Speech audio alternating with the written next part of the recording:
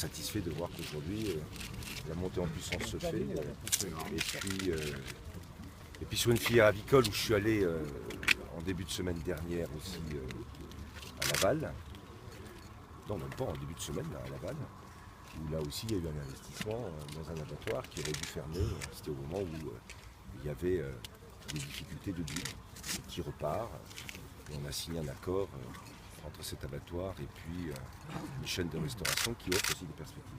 Donc c'était une manière pour moi aussi de dire que dans ces difficultés que nous connaissons aujourd'hui, pour le monde agricole, qui sont profondes, il y a aussi des messages qui sont là pour rappeler que l'agriculture française, c'est d'abord un atout, et que même si c'est difficile aujourd'hui, il y a tout à fait possibilité de voir l'avenir avec confiance.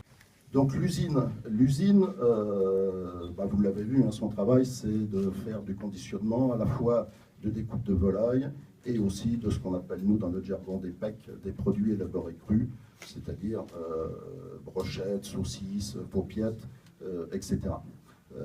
On part il y a 8-10 mois d'un PSE, c'est-à-dire d'une fermeture et d'une liquidation de ce site. Et aujourd'hui, on est ici, non pas pour inaugurer, mais pour constater que ce site redémarre, qu'il monte en puissance et que des investissements ont été réalisés. Alors qu'est-ce qui s'est passé ? Il s'est passé tout simplement qu'après des rencontres au plus haut niveau avec le PDG de Casino, avait été évoqué de la part de Casino l'idée qu'ils souhaitaient pouvoir investir dans des PME-PMI pour avoir une production qui leur soit propre.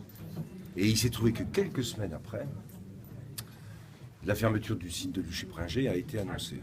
J'avais donc à ce moment-là repris contact pour indiquer qu'il y avait des entreprises qui, me semble-t-il, correspondaient à ce qu'était le souhait de Casino et que je proposais donc à Casino de regarder 2-3 projets, dont celui du Luché-Pringé.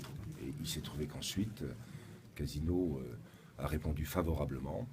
S'est engagé à ce moment-là une négociation avec Terrena, qui était l'ancien propriétaire du site, qui s'est très bien passé, que nous avons suivi au niveau de l'État. Et pendant ce temps-là, l'État a assuré, comme l'a dit Madame la Préfète, le chômage partiel, la part de PSE, la formation des salariés.